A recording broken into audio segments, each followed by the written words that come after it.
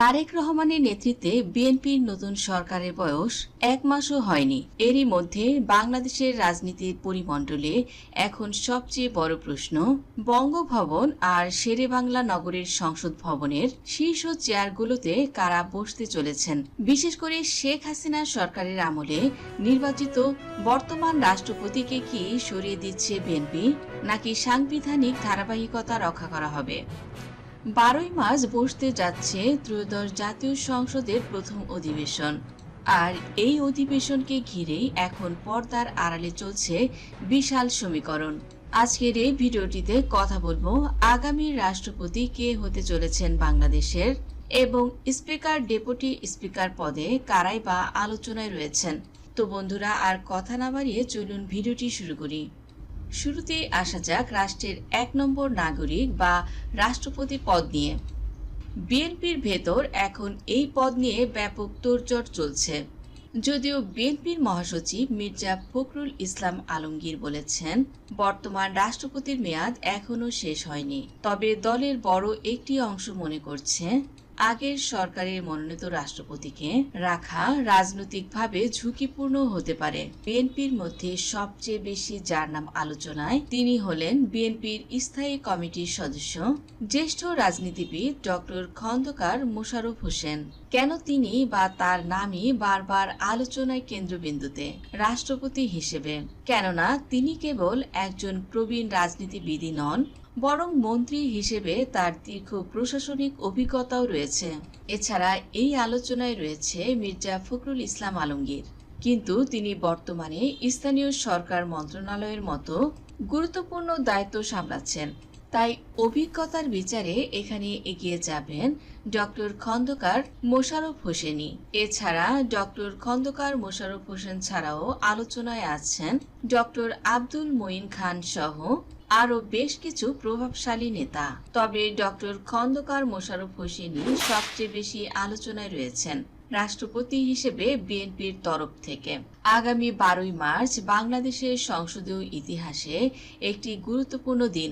এই দিনই নির্বাচিত হবেন নতুন স্পিকার। স্পিকার পদটি অত্যন্ত সংবেদনশীল, কারণ সংসদ পরিচালনা এবং আইনি জটিলতা নিরসনে তাকে নিরপেক্ষ ও দক্ষ হতে হয়। তাই এখানেও বিএনপির টেবিলে এখন 3টি নাম ঘুরপাক খাচ্ছে। 1 নাম্বার হচ্ছেন মেজর অবসরপ্রাপ্ত হাফিজউদ্দিন আহমেদ। তিনি বর্তমানে মুক্তিযুদ্ধ বিষয়ক মন্ত্রী এবং 6 বারের সাবেক নির্বাচিত সংসদ সদস্য এবং বর্তমান সংসদ সদস্য।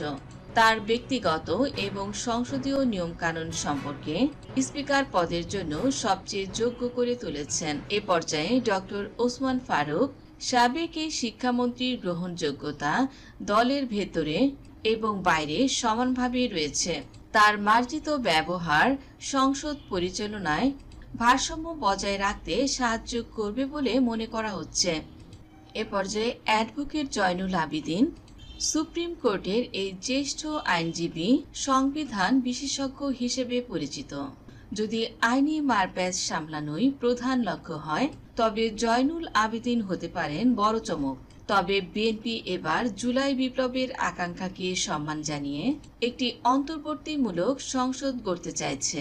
স্বরাষ্ট্রমন্ত্রী সালাউদ্দিন আহমেদের বরাত দিয়ে জানা যায়, সংসদের ডেপুটি স্পিকার পদটি বিএনপি নিজেদের কাছে রাখবেন না।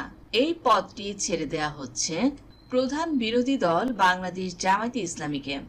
এটি বাংলাদেশের সংসদীয় ইতিহাসে একটি বড় পরিবর্তন হতে যাচ্ছে। বিএনপি ইতিমধ্যে জামায়াতকে তাদের পছন্দের নাম প্রস্তাব করতে বলেছেন।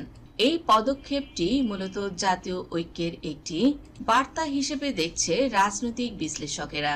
এতে করে সংসদে বিরোধী দলীয় কণ্ঠস্বর আরও জোরালো হবে বলে আশা করা হচ্ছে। এবং এখানে জামায়াতে ইসলামী হতে যাদের নাম শোনা যাচ্ছে, তাদের মধ্যে অন্যতম প্রধান যে নামটি এসেছে এই পদ থেকে, সেটি হচ্ছেন ব্যারিস্টার আরমান। আপনারা জানেন, সাধারণত প্রধানমন্ত্রী সংসদ নেতা হন, কিন্তু সংসদ উপনেতা কে হবেন এটি নিয়ে মির্জা ফখরুল ইসলাম জানিয়েছেন, বর্তমানে সংবিধানে সংসদ উপনেতার কোনো স্পষ্ট বিধান নেই। তবে অতীতের নজির অনুসরণ করে যদি কাউকে নিয়োগ দেয়া হয়, তবে সেখানে অভিজ্ঞ কাউকে দেখা যেতে পারে। ইতিমধ্যে বিএনপি তাদের চিফ হুইপ ও হুইপ নির্বাচন করে ফেলেছেন, অর্থাৎ 12ই মার্চের অধিবেশনের জন্য স্টেজ পুরোপুরি তৈরি করা হয়। তো এখন দেখার বিষয়, তারেক রহমান তার এই নতুন বাংলাদেশে পুরনো ও অভিজ্ঞ মুখদের উপরে ভরসা রাখছেন, নাকি নতুন কোনো মুখ এনে চমকে দিতে পারেন।